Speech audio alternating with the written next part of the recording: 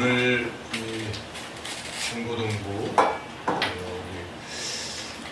학생들에게 말씀을 전할 때 며칠 얼마 전부터 그 학생들이 오기로 했었기 때문에 교회를 처음 나오는 학생들인지라 제가 기도하면서 오늘 이 말씀을 전해야 되겠다 이렇게 생각을 했습니다. 그래서 처음 그들이 이제 하나님에 대해서 알아가는데 그 하나님이 어떤 분이시고 하나님은 이 세상 만물을 창조하신 분이시다 하는 것을 전하고 싶었습니다. 그래서 제가 이 본문 말씀을 준비하고 기도했습니다. 그래서 우리 학생들이 이 진화론이라는 것에 지금 다 사로잡혀 있잖아요. 교육도 그렇고. 그래서 그 진화론이 아니라 창조다 하는 것으로 이걸 바꾼다는 일이 쉬운 일이 아닙니다. 그래서 말씀을 이제 제가 이렇게 전하면서 중간에 1번 이게 이 우주 만물은 그냥 스스로 그렇게 되었다. 두 번째 잘 모르겠다. 세 번째 누군가 만들었다. 1, 2, 3 하고 물어봤더니 처음 온 학생들이 다 1번을 한참 듣고도 그랬어요. 우리 도연이는 3번 이렇게 하고 있는데 그래서 참 제가 말씀을 전하고 느낀 것이 이게 똑같은 학생이지만 다른 거예요. 그래서 하나님이 역사하지 아니하시면 믿음을 가질 수가 없는 것입니다. 아무리 논리적으로 설명하고 설득을 해도 성령이 역사하시지 아니하시면 깨달을 수가 없고 또한 믿을 수가 없다는 것을 제가 다시 한번 절감했습니다. 그러니까 여러분들은 다 성령의 역사하심으로 하나님을 믿는 줄로 믿습니다. 제가 한번 질문을 드리겠습니다. 여러분 이 우주 만물을 하나님께서 창조하시면서 믿습니까? 그래서 저는 이 부분에 대해서는 여러분들에게 더 이상의 또 설교 말씀을 전할 필요가 없다고 생각합니다.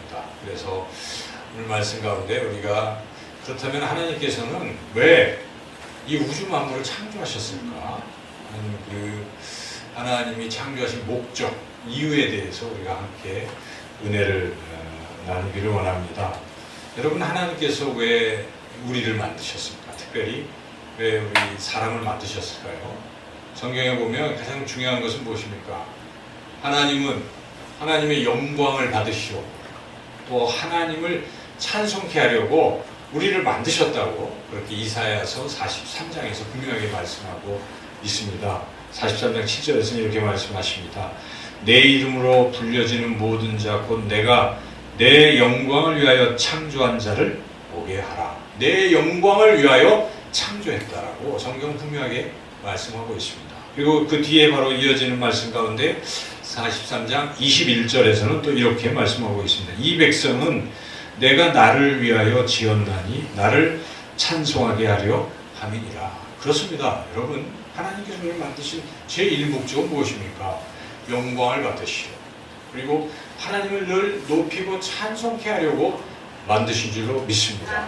우리 인생의 목적이 무엇이겠습니까? 하나님을 영화롭게 하는 게 우리 인생의 목적입니다. 하나님을 영화롭게 하며 하나님과 더불어 영원토록 즐거워하는 것이 인생의 목적이고 이것은 소열이 문답 제1조 1항에 그냥 그렇게 명기가 돼 있어요. 우리는 지금 여러 가지 성경 공부를 배우고 있잖아요. 그런데 그 시절에 한 16세기 종교개혁이 일어난 이후에 문답을 만들었는데 첫 번째에 사람의 제일 목적이 무엇인가 하고 사람의 제일 목적은 하나님을 영화롭게 하고 그분을 영원토록 즐거워하는 것이다. 이렇게 분명하게 말씀하고 있습니다. 고린도 전서 10장 31절에 보면 사도 바울은 그래서 이렇게 고백합니다. 그런즉 너희가 먹든지 마시든지 무엇을 하든지 다 하나님의 영광을 위하여 하라. 여러분들의 인생의 목적이 하나님께 영광 돌리는 일인 줄로 믿습니다. 그래서 우리가 직장 생활을 해도 또 결혼을 해도 또 어떻게 해도 교회 와서 봉사해도 다 뭘 위해서 하는 겁니까?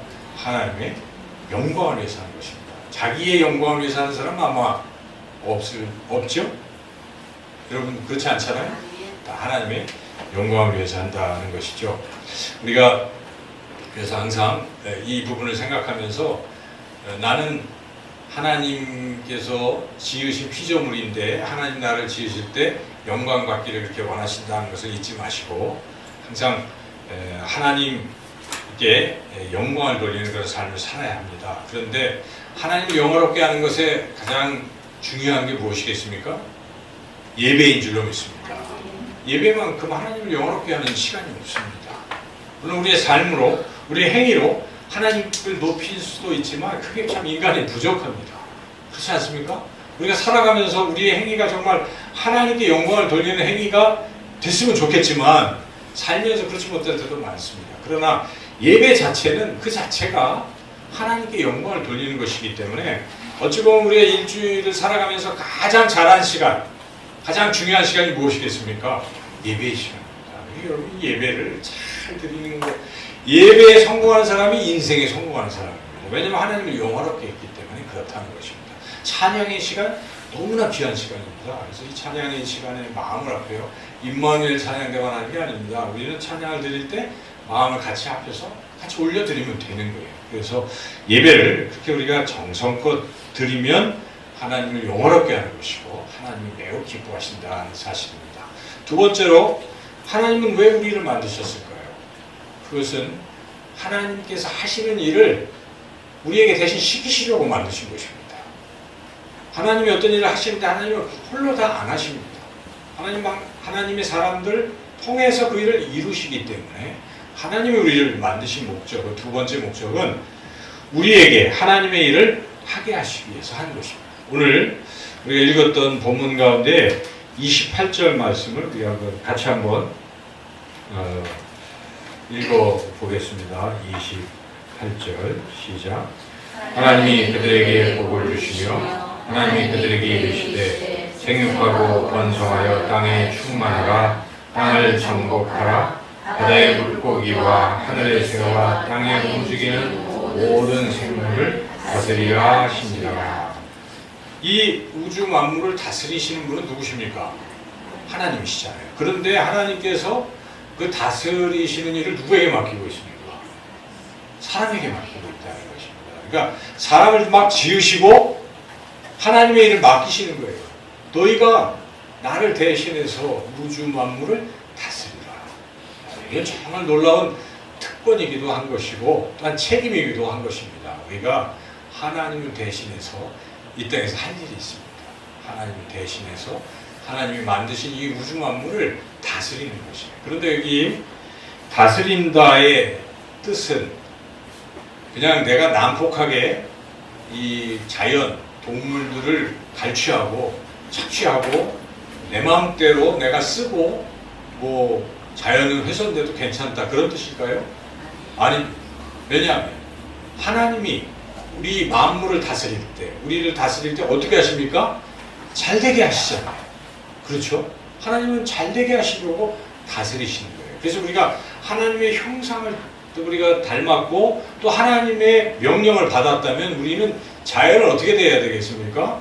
잘 관리하라는 뜻입니다. 여기에 다스리라는 것은 착취하라는 뜻이 아닙니다.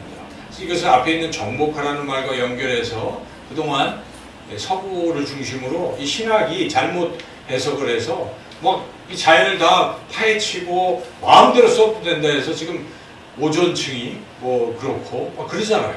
어느 미국이 그래도 세계적으로 이렇게 그런 것들을 잘 알고 지금까지 참 잘했는데 이상한 대통령이 하나 나와서 지금 우리는 파리 무슨 협약에 안 들어가겠다, 자연을 훼손시켜도 좋겠다, 돈 우리 낼 필요 없겠다 이렇게 나가잖아요. 하나님의 뜻에 역행하는 일입니다. 힘있고 어떤 것이 주어졌다는 것은 그만큼 하나님께 받은 것을 가지고 잘 하라는 뜻인데 지금 아주 이기적으로 그렇게 나가는 것은 하나님 정말 싫어하시는 것이죠. 하나님 심판하시는 문제입니다. 그러니까 우리가 이 다스리고 자연을 대할 때는 하나님의 대리자다 하는 생각을 가지시고 하나님의 뜻대로 이 우주 만물을 우리가 잘 그렇게 대해야 한다 하는 것입니다. 하나님께서는 또한 우주 만물뿐만 아니라 결국은 이 우주 만물 가운데 무엇을 건설하시기를 원하시겠습니까? 하나님의 나라를 세우시기 원하십니다. 하나님의 통치하심, 하나님의 다스리심이 온 세계 열방에 물이 바다를 덮은 같이 온 세계 열방이 다 하나님의 다스림을 받게 하는 것이 하나님의 뜻인데, 이것을 누가 하는 것입니까? 우리를 통해서 하나님이 하기를 원하시는 거예요. 그래서 마태복음 6장 33절에 뭐라고 나오니까, 그런즉 너희는 먼저 그의 나라와 그의 의를 구하라. 그리하면 이 모든 것을 너에게 더하시리라. 의식주로 염려하지 말고 뭘 하는 거예요? 하나님의 나라와 하나님의 의를 구하라는 것입니다. 하나님의 나라가 온 세상에 그렇게 두루 퍼지도록 그 일을 우리가 하라 하는 것입니다. 이것이 하나님께서 우리에게 맡기신 일입니다. 우리가 하나님 우리를 지으신 것은 바로 이러한 일 때문에 우리를 지으신 줄로 믿습니다. 마지막으로 세 번째, 하나님이 우리를 왜 지으셨는가? 하나님은 우리와 교제하시고 우리에게 사랑을 주시려고 우리를 만드신 줄로 믿습니다. 아멘 안 하십니까? 그럴 거예요, 하나님이. 그래서 오늘 본문을 자세히 분석해 보면 그것을 깨달을 수가 있는데, 첫째는 하나님은 우리를 마지막으로 만드셨다는 것입니다. 지금 앞에서 첫째 날부터 쭉 나오잖아요. 창세기 1장부터 시작해서 여기까지 25절. 그런데 이제 23절에 다섯째 날이라 그러고, 지금 사람을 만드시는 날은 몇째 날입니까? 여섯째 날. 그런데 그 앞에 또 가축도 만드시고 땅의 짐승도 만드셨는데, 맨 마지막에 누구를 만드십니까? 사람을 만드셨다. 하나님이 사람을 맨 마지막에 만드셨다는 것은 굉장히 중요한 의미가 있는 것이죠. 여러분, 마지막에 만드는 게 가장 중요한 겁니다. 화가가 그림을 이렇게 그릴 때 맨 마지막이 참 중요한 거죠. 특별히 옛날에 용을 그리는 사람들이 마지막에 용의 어느 부분을 그립니까? 용의 제일 중요한 눈을 그리잖아요. 그래서 화룡점점이라 그릴 화자, 용용자, 용을 그리면서 점을 찍는데 눈동자를 찍는다. 그래서 옛날 그 설화에는 그런 얘기가 있어요. 용 두 마리가 화가가 용 두 마리를 그렸어요. 그런데 눈을 안 그려요. 그런데 사람들이 딱 그리라고. 용 한 마리에 눈 하나를 딱 그리는 순간 용이 나가라고 했어요. 사라져. 그래서 마지막, 그걸 우리가 마지막을 끝맺는다 하는 말을 할 때 화룡점점 그런 말을 쓰거든요. 마지막. 그와 같이 마지막에 만드는 건 굉장히 중요한 것입니다. 우리가 화룡점점인 거예요. 하나님 보시기에 이 만물 창조의 마지막이 우리라는 것입니다. 그만큼 하나님 우리를 중요하게 여기시는 것입니다. 중요하게 여기신다는 건 우리를 정말 사랑하신다는 것입니다. 그와 같이 오늘 본문을 통해서 우리는 분명하게 깨달을 수가 있어요. 하나님을 정말 소중히 여기시고 사랑하시는구나 하는 것이고요. 두 번째, 오늘 본문을 보니까 하나님은 우리를 아주 특별하게 만드셨다는 것입니다. 우리를 어떻게 만드셨습니까? 26절, 27절 다 같이 한번 같이 읽어보겠습니다. 하나님이 이르시되 우리의 형상을 따라 우리의 모양대로 우리가 사람을 만들고 그들로 바다의 물고기와 하늘의 새와 가축과 온 땅과 땅에 기는 모든 것을 다스리게 하시고, 하나님이 자기 형상 곧 하나님의 형상대로 사람을 창조하시되 남자와 여자를 창조하시고. 네, 이 26, 27절에 계속 중요하게 반복되고 있는 게 무엇입니까? 하나님의 형상대로, 하나님의 모양대로 우리를 만드셨다. 여기 형상과 모양은 같은 말이에요. 그래서 하나님은 우리를 하나님의 형상대로 만드셨다는 것인데, 하나님은 원래 형상이 없으세요. 그래서 하나님의 형상을 만들어서 절하는 것을 우리가 우상에게 절한다고 하거든요. 안 되는 거잖아요. 그래서 신명기 5장에 보시면 5장 14절인가 보면은 하나님의 형상을 뭐 만들어 갖고 절하지 말라. 그리고 하나님은 형상이 있는 것이 아니라고 말씀하십니다. 하나님은 영이시기 때문에 형상이 있는 것이 있는데, 우리가 하나님의 형상을 그리는 것은 잘못된 것이죠. 그래서 하나님은 형상이 없는데 우리가 어떻게 하나님의 형상을 닮았다고 합니까?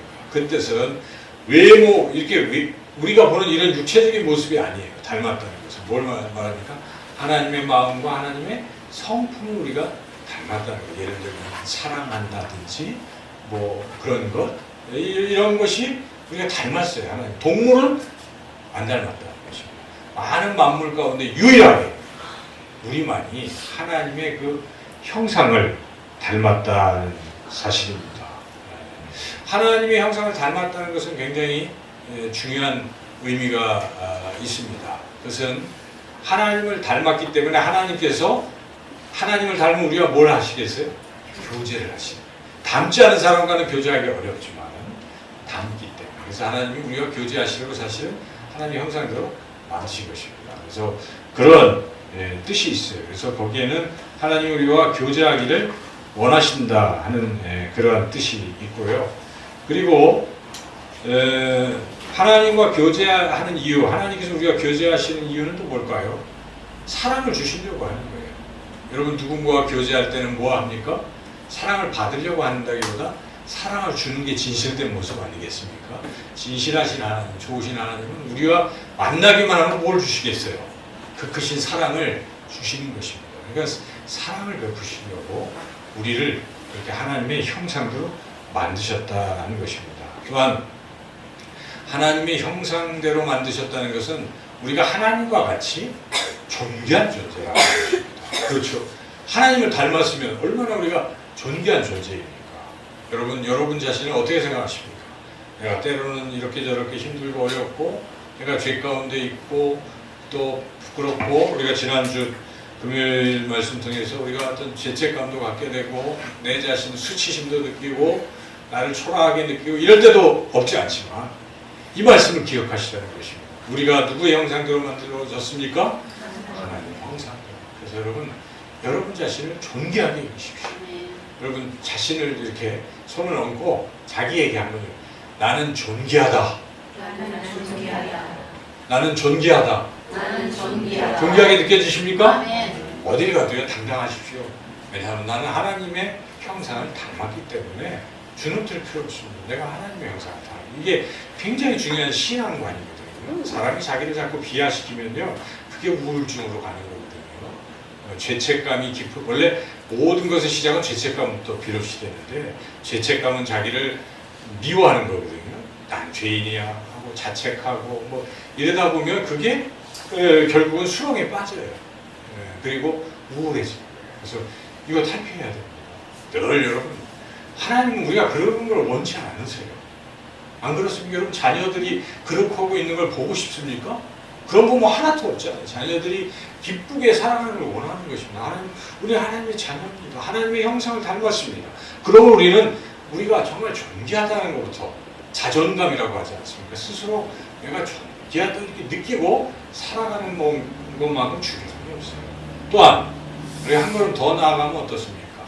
내가 이렇게 하나님 형상을 닮아서 존귀한데 저 사람은 어떨까요? 저 사람 아닙니까? 똑같아요. 그분도 하나님의 형상을 닮았습니다. 사람은 누구나 다 하나님의 형상을 닮았습니다. 비록 악인이라고 할지라도 그 누구라도 하나님의 형상을 닮았기 때문에 우리는 사람을 대할 때는 정말 우리 집에 있는 애완동물은 그렇게 살아가면서 뭐 사람들을 무시하거나 이런 사람도 잘못된 거예요. 이런 신앙이 잘못된 것이고 사람은 그 누구라도 존귀한 것입니다. 여러분 타인 이웃을 존귀하게 느끼시기를 주님의 이름으로 축원합니다. 그런 의미에서 여러분 옆에 분이 정말 존귀하시죠? 오늘 보니까 더 존귀합니다. 당신은 존귀하십니다. 네, 존귀하십니다. 자식이지만 우리 집사님 그렇게 하고 계세요. 네, 그렇게 우리가 항상 하나님의 형상을 닮는 것을 생각하고 존귀하게 느끼는 것이 하나님 기뻐하시는 그런 것이죠. 네, 그리고 마지막으로 하나님이 오늘 본문을 보니까 만들어 놓으시고 어떻게 하셨어요? 네, 보시기에 좋았더라 하셨는데 단지 보시기에 좋았더라가 아닙니다. 31절을 같이 한번 읽어보겠습니다. 하나님이 지으신 그 모든 것을 보시기에 힘이 좋았더라. 저녁이 되고 아침이 되니 이는 여섯째 날입니다. 예, 다른 날은 이렇게 보면은 25절 읽어볼까요? 25절? 25절 말고요. 그 앞에 18절 한번 읽어보겠습니다. 낮과 밤을 주관하시고 빛과 밤을 나뉘으시니 하나님이 보시기에 좋았더라. 예, 보시기에 좋았더라. 아까 25절 안 읽었는데 그 여섯째 날에 땅과 짐승들은 뭐라고 해요? 보시기에 좋았더라 정도예요. 같은 여섯째 날인데. 그런데 사람만큼 뭐라고 합니까? 심히 좋았더라. 이 심의를 잘 기억하세요. 하나님이 우리를 너무 좋아하시는 겁니다. 다 만들어 놓고 다 좋죠. 하나님 만드신 거니까. 그런데 특별히 어떤 것은 굉장히 좋아하시는 거예요. 여러분들도 뭐 작품을 이렇게 만드시면 어떤 건 다 좋아하죠. 내가 만든 거니까. 그런데 어떤 거는 너무 좋아. 그죠? 심히 좋아. 하나님 우리를 그렇게 좋아하신다면 우리를 사랑하시는 것입니다. 하나님은 이 세상의 그 무엇보다 우리를 사랑하신 줄로 믿습니다. 네, 그래서 하나님은 우리를 만드실 때 만들어 놓고 사랑하셨잖아요. 근데 우리가 또 기억할 것은 만들 계획을 가질 때부터 창세 전부터 우리를 사랑하신 줄 믿습니다. 어떻게 믿습니까? 성경이 그렇게 우리 이야기하고 있는데 에베소서 1장 4절에 그렇게 나와 있어요. 제가 한번 읽어보겠습니다.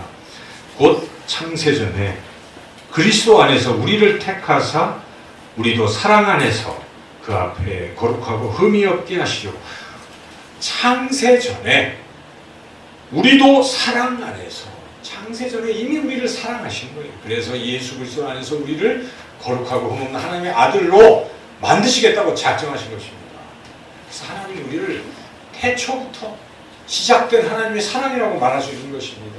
창세 전부터, 태초 이전이죠 사실. 그때부터 하나님 우리를 사랑하셨어요. 사랑하시고 그리고 또 만드실 때도 만들어 놓고 나서도 어떠십니까?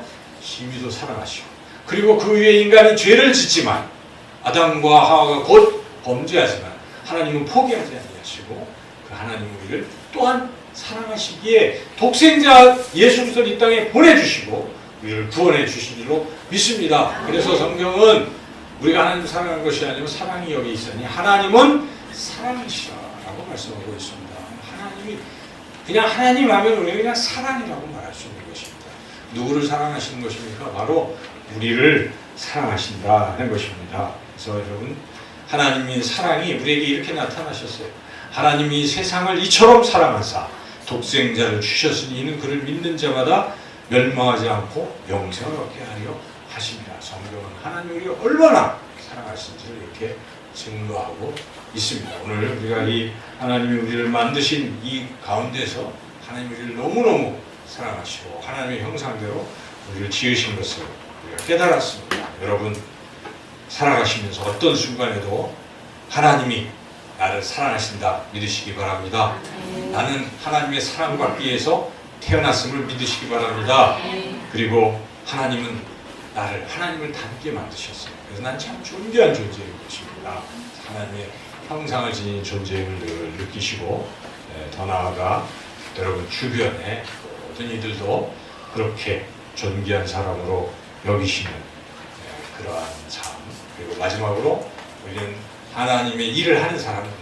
하나님의 대리자로서 이 땅에 하나님의 나라를 이루어 가시는 저와 여러분이 되시기를 주님의 이름으로 축원합니다.